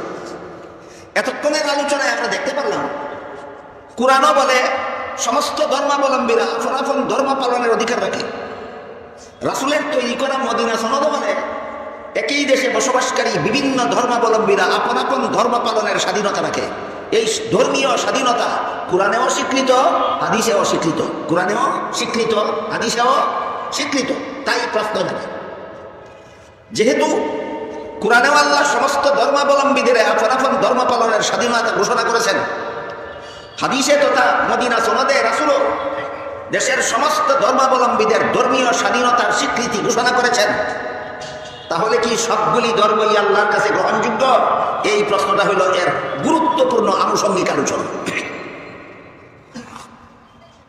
এই প্রশ্নের সুস্পষ্ট জবাব আল্লাহ দিয়েছেন সূরা আলে ইমরানের 85 নম্বর আয়াতে। সমস্ত ধর্মই আল্লাহর কাছে গ্রহণযোগ্য কিনা সেটা ভিন্ন কথা, আর এক দেশে বসবাসকারী সমস্ত ধর্মাবলম্বীদের যার যার ধর্ম পালনের স্বাধীনতা আছে কিনা সেটা ভিন্ন কথা, এক কথা নয়। সূরা আলে ইমরানের 85 নম্বর আয়াতে আল্লাহ বলে দিয়েছেন, মান ইয়াবতাগি গায়রাল ইসলামি দীনান ফালাই ইউকবালা মিনহু ওয়া হুয়া ফিল আখিরাতি মিনাল খাসিরিন। এর অর্থ হলো ইসলাম ছাড়া আর কোন ধর্মই আল্লাহর কাছে গ্রহণযোগ্য নয়। অস্পষ্ট কথা না সুস্পষ্ট? সুস্পষ্ট। কোরআনের সুস্পষ্ট কথার ব্যাখ্যার দরকার হয় না, তাফসীরের দরকার হয় না। কোরআনের যেসব কথা অস্পষ্ট সেইগুলির ব্যাখ্যা বা তাফসীরের দরকার হয়। কাজে ইসলাম ছাড়া আর কোন ধর্মই আল্লাহর কাছে গ্রহণযোগ্য নয়, এটা কোনো কোরআনের অস্পষ্ট কথা নয়, যা সুস্পষ্ট কথা, ব্যাখ্যাহীনভাবে যা বলা হয়েছে তাই বাস্তব। তাই এবার আরো জটিল প্রশ্ন থাকে, সেটা হল একমাত্র ইসলাম ছাড়া আর কোন ধর্মই যদি আল্লাহর কাছে গ্রহণযোগ্য না হয়, তাহলে অন্য ধর্মগুলি পালন করার স্বাধীনতা দিলেন কেন? আর অন্য ধর্ম পালন করার স্বাধীনতাই যদি দিলেন তাহলে গ্রহণযোগ্য হবে না কেন? এখনের প্রশ্নটা আরো জটিল। এই প্রশ্নের জবাব না জানার কারণে কোরআন হাদিসের শিক্ষার থেকে যারা জীবনভর স্বেচ্ছায় সজ্ঞানে ঠান্ডা মাথায় অনেক নিরাপদ দূরে অবস্থান করে, এরাও ইসলামের বিধিবিধান নিয়ে মূর্খের মতো নাক গলায়। এই সমস্ত পাণ্ডিত্যপূর্ণ ব্যাপারে মূর্খরা যদি নাক গলায়, তাহলে কামারে যদি স্বর্ণে গলার হার বানায়, কর্মকার যদি গলার স্বর্ণ দ্বারা গলার হার বানায়, হারের যেই দশা হবে, কোরআন হাদিসের জ্ঞান বিবর্জিত সরকারি নেতারা যদি ইসলামের বিধান নিয়ে নাক গলায়, তখন ইসলামের বিধানও ওই গলার হারের মতো 12টা বাজতে বাধ্য হবে। তাই প্রশ্নটার সঠিক জবাব আমি অতীতেও আপনাদেরকে বলেছি, আজকেও একটি উদাহরণের মাধ্যমে বলতে চাই। যে কোনো শিক্ষা প্রতিষ্ঠানের ছাত্রদেরকে নির্ধারিত পাঠ্য তালিকা শিক্ষা দেওয়া সমাপ্ত করার পর যখন কোনো না কোনো পরীক্ষা হয়, সেই পরীক্ষার হলে ছাত্রছাত্রীরা পরীক্ষার্থীরা যখন প্রশ্নপত্র হাতে নিয়ে বসে, সমস্ত পরীক্ষার্থীরাই কি প্রশ্নের সঠিক জবাব লেখে না অনেকে ভুলও লেখে? ভুল যখন লেখে তখন কি কাউকে বাধা দেওয়া হয়? এই বাধা না দেওয়ার অর্থ কি পাশ করবে? এখানে তো প্রশ্ন জাগে। ভুল লেখলে ফেল করবে জানা কথা, বাধা দেব না কেন? আর বাধাই যদি দেব না তাহলে ফেল করবে কেন? এখানে যেই জবাব ওখানে সেই জবাব। পরীক্ষার হলে পরীক্ষার্থী ছাত্রছাত্রী প্রশ্নের জবাব ভুল লেখলে বাধা দেওয়া যাবে না। গ্রহণযোগ্যতা, ভুল জবাব গ্রহণযোগ্যতার কারণে নয়, নিয়ম রক্ষার জন্য। ঠিক তেমনিভাবে দুনিয়াতে ইসলাম ছাড়া আর যত ধর্মাবলম্বীরা ধর্ম পালন করে, এদের ধর্ম ভ্রান্ত, বাধা দেওয়া যাবে না গ্রহণযোগ্যতার কারণে নয়, নিয়ম রক্ষার জন্য। আমার কথা বুঝে থাকে বলুন, পরীক্ষার্থী প্রশ্নের জবাব ভুল লেখলে বাধা দেওয়া যাবে না গ্রহণযোগ্য হওয়ার কারণে না নিয়ম রক্ষার জন্য? ঠিক তেমনিভাবে দুনিয়াতে ইসলাম ছাড়া বাকি বাতিল ধর্ম যারা পালন করে, এদেরকেও বাধা দেওয়া যাবে না গ্রহণযোগ্য হওয়ার কারণে না নিয়ম রক্ষার জন্য। এই সুযোগে যদি কোনো পরীক্ষার্থী প্রশ্নের জবাব ইচ্ছা মতো ভুল লেখে, তাহলে যেভাবে তার কপালে গোড়ার ডিম ছাড়া আর কিছু নাই, ঠিক তেমনিভাবে এই সুযোগে যদি কেউ, আল্লাহ স্বাধীনতা দিয়েছেন, এই সুযোগে যদি কেউ ইসলাম ছাড়া আর কোনো ধর্ম পালন করতে করতে মরে, পরকালে তার কপালে চিরস্থায়ী জাহান্নাম ছাড়া আর কিছু না হয়। এই কথাগুলি সুস্পষ্টভাবে দেশের সর্বস্তরের মুসলমানদের জানা থাকলে, যারা ইসলাম ধর্ম এবং বাতিল ধর্মকে নিয়ে জগাখিচুড়ি পাকাবার শয়তানি চক্রান্ত করে, এরা আর এমন কথা বলতে পারবে না ধর্ম যার যার উৎসব সবার। ধর্ম যার যার উৎসব সবার বিগত 1.5 যুগ পর্যন্ত বাংলাদেশে বলা হয়েছে, ধর্ম যার যার উৎসব সবার। আমি এই কথার ভ্রান্তি আলোচনা করার আগে একটু সময়ের জন্য যদি কেউ মেনে নেয় যে ধর্ম যার যার উৎসব সবার, এই ভ্রান্ত মতবাদ মেনে নিয়ে যদি কোনো মুসলমানকে হিন্দুদের দুর্গা পূজার উৎসবে গিয়ে মিষ্টি খাওয়ার অনুমতি দেওয়া হয়, তাহলে তো এই ভ্রান্ত নীতির অধীনে হিন্দুদেরকেও মুসলমানদের ঈদুল আজহার গরুর কুরবানির গোশত খেতে দেওয়া দরকার। তোমরা যদি তাদের পূজার মিষ্টি খাও, তাদেরকেও তোমাদের কুরবানির গরুর গোশত খাওয়াও। কেন? ধর্ম যার যার উৎসব সবার। মস্তান আর মাতাল আর ইতর ছাড়া এমন ভ্রান্ত স্লোগান কেউ দিতে পারে না। কোন মস্তানে যদি কয় কৃষিকাজ যার যার ফসল সবার, কোন মস্তানে যদি কয় ব্যবসা যার যার মুনাফা সবার, কোন মস্তানে যদি কয় চাকুরি যার যার বেতন সবার, কোন ইতরে যদি কয় বিয়া যার যার বউ সবার, এই ইতর মানবে নি? কেন মানবে না? যদি ধর্ম যার যার উৎসব সবার হয়, তাহলে তো বিয়া যার যার বউ সবার। তাহলে এইগুলি কি বাস্তবসম্মত কোন স্লোগান না? ইত্রাদি। এই কথাগুলি ইতর ছাড়া কেউ বলতে পারে না। এই স্লোগানগুলি ইত্রাদি ছাড়া কিছু নয়। তাহলে মূলনীতি কোনগুলি? মূলনীতি হল কৃষিকাজ যার ফসল তার, ব্যবসা যার মুনাফা তার, চাকুরি যার বেতন তার, বিয়া যার বউ তার, ধর্ম যার উৎসব তার, ধর্ম যার উৎসব তার। এই বিষয়গুলি বিস্তারিতভাবে আলোচনা হওয়া দরকার, সমস্ত মুসলমানের মাথায় থাকা দরকার। আল্লাহ সূরাতুল বাকারার 256 নম্বর আয়াতে তাদেরকে তাদের ধর্ম পালনের অধিকার দিয়েছেন, তোমরা গিয়া দুর্গা পূজার মিষ্টি খাওয়ার অধিকার দিয়েছেন না। ঐতিহাসিক মদিনা সনদে রাসূল করিম সাল্লাল্লাহু আলাইহি ওয়াসাল্লাম হিন্দুদেরকে মূর্তি পূজা করার অধিকার দিয়েছেন, হিন্দুদেরকে কুরবানির গরুর গোশত খাওয়ার অধিকার দিয়েছেন না। তাহলে ধর্মীয় স্বাধীনতার সীমা রেখা কি? এক ধর্মাবলম্বী আরেক ধর্মের উৎসবে শরীক হবে না, তাদের ধর্ম পালনে বাধা দিবে না। হ্যাঁ, তাদের উৎসবে শরীক হওয়ার নাম ধর্মীয় স্বাধীনতা নয়, তাদের ধর্ম পালনে বাধা না দেওয়ার নাম হলো ধর্মীয় স্বাধীনতা। এই স্বাধীনতা একটা দেশের মুসলমানের যে পরিমাণ আছে, সমস্ত অমুসলমানেরও ধর্ম পালনের সমান অধিকার আছে। তাহলে কোরআনেও আল্লাহ অন্যান্য ধর্মাবলম্বীদের ধর্ম পালনের অধিকার দিয়েছেন, স্বাধীনতা দিয়েছেন। মদিনা সনদেও আল্লাহ রাসূল ধর্ম পালনের অধিকার এবং সমস্ত ধর্মাবলম্বীকে আপন আপন ধর্ম পালনের স্বাধীনতা এবং অধিকার দিয়েছেন। এই দেশে যদি কোনো মূর্তি পূজারী থাকে, তাদেরকে আমরা বলবো তোমরা তোমাদের মূর্তি পূজা নিয়ে থাকো। মুসলমানদেরকে বলবো তোমরা তোমাদের আল্লাহর ইবাদত নিয়ে থাকো। মুসলমান তোমরা তাদের মূর্তি পূজায় বাধা দিও না, মূর্তি পূজারীরা তোমরা মুসলমানের ইবাদতে বাধা দিও না। এই কথাটা কোরআনেও স্বীকৃত, মদিনা সনদেও স্বীকৃত। এটার নাম ধর্মীয় স্বাধীনতা।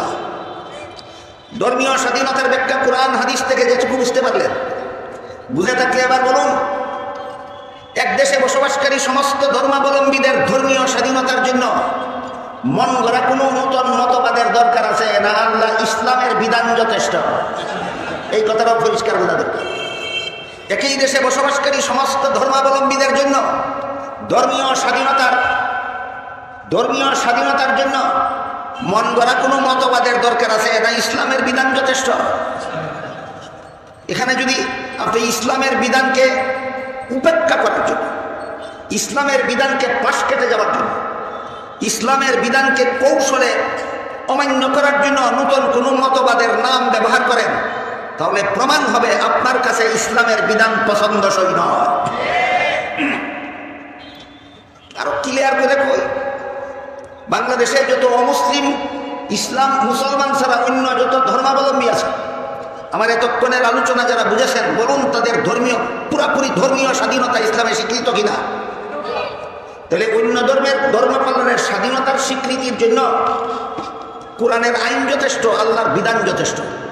এখানে যদি আপনি বলেন কোরআনের আইন মতো বাংলাদেশের হিন্দুদের মূর্তি পূজার অধিকার আছে, কোরআনের আল্লাহর বিধান মতো বাংলাদেশের হিন্দুদের মূর্তি পূজার বিধান অধিকার আছে, এইভাবে না বলে আপনি যদি বলেন মুসলমানেরা মুসলমানের ধর্ম পালন করবে, হিন্দুরা মূর্তি পূজার ধর্ম পালন করবে, এই জন্য আমরা ধর্ম নিরপেক্ষবাদী, এটার লাগে ধর্ম নিরপেক্ষ নামে মন গড়া মতবাদ লাগে না? আল্লাহর আইন যথেষ্ট। তুমি আল্লাহর আইনকে কৌশলে ফাঁস কাটাইলা কেন বানর? আমার কথা বুঝলেন? বুঝে থাকতে বলুন, বিভিন্ন ধর্মাবলম্বীদের ধর্মীয় স্বাধীনতার জন্য ধর্ম নিরপেক্ষতার নামে আলাদা কোনো মতবাদের দরকার না, আল্লাহর বিধান যথেষ্ট। তা আল্লাহর বিধান বলতে তোমার তো মাথা ব্যথা হয় কেন? এটা তো আল্লাহর বিধান মতেই স্বীকৃত, তুমি আল্লাহর বিধান না বলে মন গড়া মতবাদের নাম বলো কেন? বিষয়টাকে আমি আপনাদের বুঝাতে পারলাম। এই হলো দেশ রক্ষার ঐক্যের এক রূপরেখার একটা ধারা। সেটা কি? একই দেশে বসবাসকারী সমস্ত ধর্মাবলম্বীরা আপন আপন ধর্ম পালনের স্বাধীন। যে দেশ রক্ষার ঐক্যের রূপরেখা, ইমান রক্ষার ঐক্যের রূপরেখা না দেশ রক্ষার ঐক্যের রূপরেখা? দেশ রক্ষার ঐক্যের রূপরেখা। এর জন্য শর্ত হলো দেশের আইন শৃঙ্খলা মেনে নিতে হবে সমস্ত ধর্মাবলম্বীকে। দ্বিতীয় ধারা, মুসলমান তুমি এই দেশের নাগরিক, হিন্দু তুমিও এই দেশের নাগরিক, বৌদ্ধ তুমিও এই দেশের নাগরিক, ইহুদি তুমিও এই দেশের নাগরিক, খ্রিস্টান তুমিও এই দেশের নাগরিক। এই যে নাগরিক অধিকার, দেশ রক্ষার জন্য যে নাগরিক অধিকার, সমস্ত ধর্মাবলম্বীরা আপন আপন ধর্ম পালনের স্বাধীন, কেউ কারো ধর্ম পালনে বাধা দিতে পারবে না। এই অধিকারটা তুমি যতদিন পর্যন্ত তুমি এই অধিকার পাবে, যতদিন পর্যন্ত তুমি দেশের আইন শৃঙ্খলা মেনে নিতে বাধ্য থাকবে। বলেন, নাগরিক অধিকার পাবে দেশের সমস্ত নাগরিকেরা, মুসলমান অমুসলমান নির্বিশেষে দেশের সমস্ত নাগরিকেরা একই দেশের নাগরিক হিসাবে সবাই একদল হয়ে থাকবে এবং এই সমস্ত মানবাধিকার ভোগ করবে। দেশের আইন শৃঙ্খলা এর বিরুদ্ধে বিদ্রোহ করলে না আইন শৃঙ্খলা মেনে নিলে, এটা এক শর্ত। দেশ রক্ষার জন্য ঐক্যের প্রথম শর্ত হইল সমস্ত ধর্মাবলম্বীরা আপন আপন ধর্ম পালনের স্বাধীন। দেশ রক্ষার ঐক্যের জন্য দ্বিতীয় শর্ত হলো এই সমস্ত স্বাধীনতা তোমরা ভোগ করবে যদি দেশের আইন শৃঙ্খলা মেনে নাও। যদি তোমরা দেশের আইন শৃঙ্খলা মেনে নাও, দেশের আইন শৃঙ্খলা যে গ্রন্থে লেখা থাকে তার নামই সংবিধান। দেশের আইন শৃঙ্খলা যে গ্রন্থে লেখা থাকে তার নামই সংবিধান। এবার বলেন, মদিনায় রাসূল যে সংবিধান তৈরি করেছিলেন কিসের আইন শৃঙ্খলা রেখা ছিল? দেশ রক্ষার আইন শৃঙ্খলা রেখা ছিল, ইমান রক্ষারও নিয়ম নীতি রেখা ছিল। কাজে আমরা যেহেতু দেশ রক্ষার নিয়ম নীতির, দেশ রক্ষার ঐক্যের রূপরেখা বুঝতে যাচ্ছি, তাই মদিনা সনদের ওই সমস্ত ধারাগুলি এখানে আলোচনা হচ্ছে যেগুলি দেশ রক্ষার জন্য ঐক্যের রূপরেখার আওতায় পড়ে।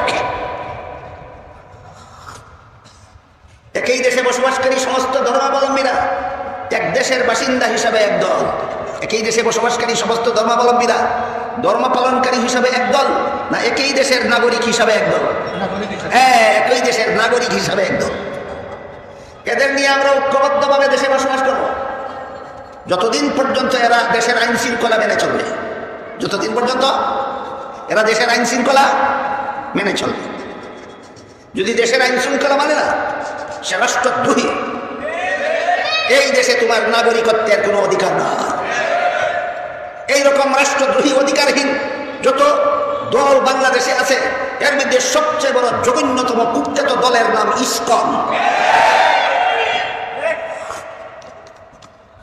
এদেরকে এদের ধর্মীয় স্বাধীনতা কোরআনে দেওয়া হয়েছে, এদেরকে এদের ধর্মীয় স্বাধীনতা রাসূলের মদিনা সনদে দেওয়া হয়েছে।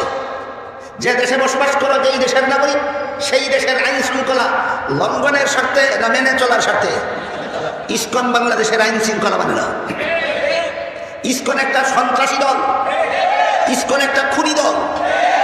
ইসকন বাংলাদেশের সার্বভৌমত্বে পদাঘাত করেছে, যে কারণে ইসকন নেতার বিরুদ্ধে রাষ্ট্রদ্রোহিতার মামলা হয়েছে। সুতরাং ইসকন এবং ইসকনের সাথে যারা জড়িত, ইসকন এবং ইসকনের দূষণরা এই নাগরিকের অধিকার লাভ করার যোগ্যতা নাই।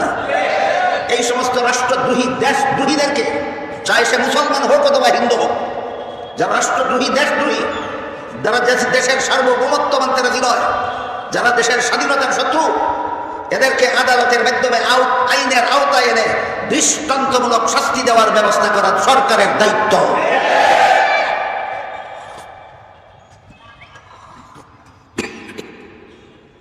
তাহলে মুসলমান ও মুসলমান, এক দেশের বসবাসকারী মুসলমান ও মুসলমান নির্বিশেষে সবাই আমরা একদল, ধর্মীয়ভাবে না রাষ্ট্রীয়ভাবে? আইন শৃঙ্খলা লঙ্ঘন করার শর্তে না মেনে নেওয়ার শর্তে? এই সবগুলি মদিনা সনদের দ্বারা। এই সবগুলি কোন সংবিধানের দ্বারা? মদিনা সনদের দ্বারা। এই দেশে বসবাসকারী মুসলমান ও মুসলমান নির্বিশেষে রাষ্ট্রীয়ভাবে সবাই আমরা একদল। আমরা এই দেশে যত যাবতীয় নাগরিকের অধিকার আছে সবগুলি আমরা পাওয়ার অধিকারী, আমরা পাওয়ার উপযোগী। কতদিন পর্যন্ত? যতদিন পর্যন্ত দেশের আইন শৃঙ্খলা আমরা মেনে চলতে বাধ্য। আরেকটা আলোচনা এখানে জরুরি দরকার, যেটা হলো দেশের আইন শৃঙ্খলা রচনা হয়, দেশের আইন শৃঙ্খলা লেখা থাকে যেই গ্রন্থটার নাম কি বলেছিলাম? সংবিধান। দেশের আইন শৃঙ্খলার নিয়ম নীতি লেখা থাকে সংবিধানে। এই সংবিধানে অশান্তির আইন রচনা করলে সেই সংবিধান গ্রহণযোগ্য হবে না। সংবিধানে শান্তির আইন রচিত হতে হবে। কাজেই সংবিধান রচনার জন্য ওই যে একটু আগে বলেছি, সংবিধান রচনার মূলনীতি কোরআনের বিধানের সাথে যেন সাংঘর্ষিক না হয় সেটা লক্ষ্য রাখতে হবে। যদি কোরআনের বিধানের সাথে সাংঘর্ষিক কোনো ধারা উপধারা কোনো পণ্ডিতে কোনো মুসলমান দেশের সংবিধানে লেখে, তাহলে এই সংবিধানের দ্বারা দেশ শাসন করলে কোনোদিন দেশে শান্তি হবে না, কোনোদিন দেশে শান্তি হবে না। যে সংবিধানের ধারা উপধারা কোরআনের বিধানের সাথে সাংঘর্ষিক, এই সংবিধানের আইনের দ্বারা কোনোদিন দেশে শান্তি শৃঙ্খলা রক্ষা করা যাবে না। খুন খারাপি, সন্ত্রাস, জিনা, ব্যভিচার, চুরি ডাকাতি, মদকুরি, সুদকুরি, জুয়া চুরি কিচ্ছু বন্ধ করা যাবে না। এর একটি উদাহরণ দেব। পবিত্র কোরআনে আল্লাহ পাক রব্বুল আলামিন বলেন, কুতিবা আলাইকুমুল কিসাসু ফিল কাতলা। খুনিদের জন্য আল্লাহর বিধান হলো অন্যায়ভাবে যারা কোনো মানুষ খুন করে তাদেরকে সরকার যেন আদালতে প্রাণদণ্ডের ব্যবস্থা করে। যে আল্লাহর আইন, খুনিকে ফাঁসি দাও, যে সরকারের প্রতি আল্লাহর নির্দেশ, যে আল্লাহর আইন। এখন যদি কোনো দেশের মন গড়া আইনে লেখা থাকে যে অন্যায়ভাবে কোনো লোকে একটা মানুষ খুন করলো, নিহত লোকের আত্মীয় স্বজনরা ওই খুনির বিরুদ্ধে আদালতে মামলা করলো, লোয়ার কোর্টে মামলা, খুনির বিরুদ্ধে রায় দিল, হাইকোর্টে আপিল হওয়ার পরও খুনির বিরুদ্ধে রায় দিল, সেখানে রায় আপিল করা হলো সুপ্রিম কোর্টে। সুপ্রিম কোর্টেও যদি নিচের আদালতগুলির রায় বহাল রাখা হয়, খুনির বিরুদ্ধে ফাঁসির রায় বহাল রাখা হয়, এমত অবস্থায় খুনি যদি দেশের প্রেসিডেন্টের কাছে প্রাণ ভিক্ষা চাওয়ার মতো কোনো মন গড়া আইন থাকে, সবগুলি কোর্টেই খুনিকে ফাঁসি দেওয়ার রায় বহাল, হাইকোর্টেও খুনিকে ফাঁসি দেওয়ার রায় বহাল, সুপ্রিম কোর্টেও খুনিকে ফাঁসি দেওয়ার রায় বহাল। এই খুনি নরঘাতক, সে যদি প্রেসিডেন্টের কাছে প্রাণ ভিক্ষা চেয়ে দরখাস্ত করে, আবেদন করে, আর প্রেসিডেন্ট যদি বলে আমি তোমাকে প্রাণ ভিক্ষা দিলাম, সুপ্রিম কোর্টের রায় বাতিল হয়ে যাবে, খুনির বিচার কার্যকর হবে না। এরকম কোনো ব্যবস্থা যদি কোনো দেশের সংবিধানে থাকে, বুঝে থাকলে বলুন এই সংবিধান আল্লাহর বিধানের অনুকূলে না সাংঘর্ষিক? এই রকম সংবিধান যেই দেশে চলবে, এই দেশের ভবিষ্যৎবাণী করে আল্লাহ পাক রব্বুল আলামিন বলেছেন কোরআনে, পরিষ্কার ভাষায় বলেছেন,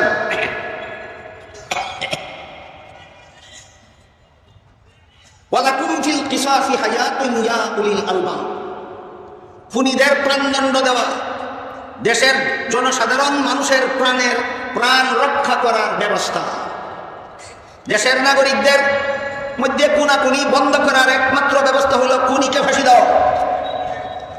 কাজেই যেই দেশের খুনিকে ফাঁসি না দিয়া প্রেসিডেন্টে প্রাণ ভিক্ষা দিয়া মাফ করে দেবে, সেই দেশের একটা খুনি আর 100টা খুন করার সাহস পাবে। একটা খুনির কারণে আরো 1000 খুনি এই সমাজে তৈরি হবে। সুতরাং এই মন গড়া আইন, দেশে আল্লাহর বিধানের সাথে সাংঘর্ষিক এই আইন প্রণয়ন করা হারাম, বাস্তবায়ন করা হারাম, সমর্থন দেওয়া হারাম। আমি জিজ্ঞেস করি, অন্যায়ভাবে মানুষ খুন করলো, যেখানে সমস্ত কোর্টে এই খুনির বিরুদ্ধে ফাঁসির রায় হইল, সেখানে যে এই খুনের আসামি প্রেসিডেন্টের কাছে প্রাণ ভিক্ষা চেয়ে দরখাস্ত করবে, আমি জানতে চাই প্রেসিডেন্টের ঝুলির মধ্যে প্রাণ কটা থাকে? প্রেসিডেন্টের প্রাণের কোনো ঝুলি আছে? ঝুলি ব্যাগ, এটার মধ্যে কতগুলি প্রাণ আছে? খুনি আছে, এই ব্যক্তিরা ভিক্ষা দিয়ে দিব, এই তোর প্রাণ তো আল্লাহর দেওয়া ভিক্ষা।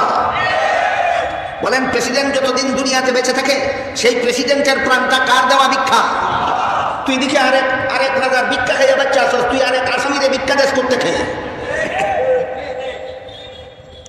এই উদাহরণের দ্বারা কি আপনারা বুঝতে পারলেন কোরআনের বিধানের সাথে সাংঘর্ষিক কোনো আইন যদি সংবিধানে রচিত থাকে, সেই দেশের খুনাখুনি, সেই দেশের খুন খারাপি বন্ধ হবে না ব্যাপক আকার ধারণ করবে?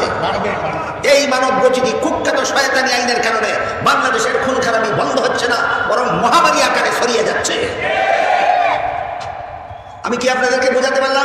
সংবিধানের ধারাগুলি কোরআনের সাথে কেমন সম্পর্ক রাখতে হবে? সাংঘর্ষিক না অনুকূল? অনুকূল। এবার মদিনা সনদের আরেকটি ধারা আলোচনা করব। মদিনা সনদের আরেকটি ধারা ছিল, যেহেতু মদিনার মুসলমান ও মুসলমান রাষ্ট্রীয়ভাবে সবাই একদল, যেহেতু মদিনার মুসলমান ও মুসলমান রাষ্ট্রীয়ভাবে সবাই একদল, কাজেই এই এক দেশের বাসিন্দা কোনো ইহুদির উপর যদি বাইরের কোনো শত্রু হামলা করে, আমরা রাষ্ট্রীয়ভাবে তাদের সাথে আমরা একদল। বাইরের কোনো শত্রু যদি মদিনার ইহুদিদের উপর হামলা করে, মদিনার মুসলমানেরা ইহুদির সঙ্গে একতাবদ্ধ হয়ে বাইরের শত্রুর মোকাবেলা করতে হবে। এই দেখেন, একদল ঐক্যের ভিত্তি কত মজবুত। এটা ধর্মীয় ঐক্যের কথা বলা হচ্ছে না রাষ্ট্রীয় ঐক্যের কথা বলা হচ্ছে? রাষ্ট্রীয় ঐক্যের ভিত্তি কত মজবুত। মদিনার কোনো ইহুদির উপর যদি বাইরের কোনো শত্রু হামলা করে, মদিনার সমস্ত মুসলমানদের ওই ইহুদির পক্ষ হয়ে বাইরের শত্রুর মোকাবেলা করতে হবে। আর মদিনার কোনো মুসলমানদের উপর যদি বাইরের কোনো শত্রু হামলা করে, তাহলে মদিনার ইহুদিরা মদিনার মুসলমানদের সাথে এক ঐক্যবদ্ধভাবে বাইরের শত্রুর মোকাবেলা করতে হবে। এই সমস্ত ধারার মাধ্যমে রাসূল করিম সাল্লাল্লাহু আলাইহি ওয়াসাল্লাম একই দেশের সমস্ত নাগরিকদের ঐক্যবদ্ধ হওয়ার রূপরেখা বর্ণনা করেছেন। আমি কিছুটা বোঝাতে পারলাম আপনাদেরকে? তাহলে দেশ রক্ষার জন্য ঐক্যের রূপরেখা কোথার থেকে আমরা শিখতে পারি? রাসূলের ঐতিহাসিক মদিনা সনদ থেকে শিখতে পারি ইনশাআল্লাহ। আগামীকাল এবং এর পরের দিন যদি আমিও বেঁচে থাকি, আপনারাও বেঁচে থাকেন, আল্লাহ সবাইকে তৌফিক দেন, তাহলে আগামী 2 দিনে ইমান রক্ষার ঐক্যের রূপরেখা আল্লাহ বলে দিয়েছেন সূরা আলে ইমরানের 103 নম্বর আয়াতে। সেই আয়াতের আলোচনা থেকে আগামীকাল আলোচনা শুরু হবে। আল্লাহ আপনাদের আমাদের সবাইকে বুঝার তৌফিক দান করুন, আমিন। সুবহান রাব্বিকা রাব্বিল ইজ্জাতি আম্মা ইয়াসিফুন ওয়া সালামুন আলাল মুরসালিন আলহামদুলিল্লাহি রাব্বিল আলামিন। যারা দোয়াতে শরীক হবেন বসে থাকুন, আস্তাগফিরুল্লাহ, দুরূদ শরীফ পড়ুন। আলহামদুলিল্লাহ, আল্লাহ পাকের নামে শুকরিয়া আদায় করছি।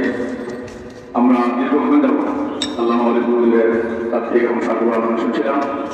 আমরা দোয়া করি আল্লাহ তাআলা যেন তাদের হায়াতে বরকত দান করেন। আর কি করতে আমরা শুনতে পাই সম্মানিত উপস্থিতি ঐতিহ্যবাহী স্বাধীন কোরআন প্রতিষ্ঠানের উদ্যোগে 3 দিন ব্যাপী রাষ্ট্রীয় মহাসম্মেলনের প্রথম দিনে আজকের শেষ পর্যায়ে আমরা আলোচনা শুনছিলাম। ইনশাআল্লাহ আগামী কাল এবং পরশু তিনটেই আমরা তাদের আলোচনা শুনবো। এই জন্য আপনাদের দাওয়াত রইল, আপনার সকলের শুরু চেষ্টা করবেন। এখন যদি মনে রাখবেন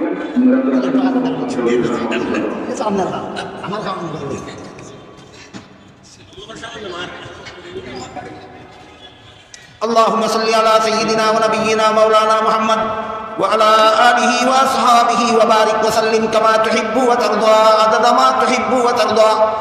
الحمد لله الذي هدانا لهذا وما كنا لنهتدي لولا أن هدانا الله.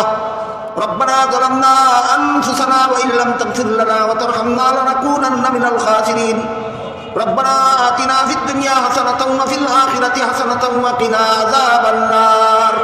يا الله এই মুবারক তাফসীরুল কোরআন সম্মেলনকে কবুল আর মঞ্জুর করুন। ইয়া আল্লাহ, এখানে পবিত্র কোরআনের তাফসীর থেকে যা কিছু আলোচনা হবে ইনশাআল্লাহ আমাদের যথাযথভাবে বুঝার এবং কোরআনের তাফসীরের আলোকে আমাদের জীবন গড়ার তৌফিক দান করুন। ইয়া আল্লাহ, এই মুবারক তাফসীরুল কোরআন সম্মেলনের উসিলায় আমাদের জিন্দেগানকে হেদায়েত করুন।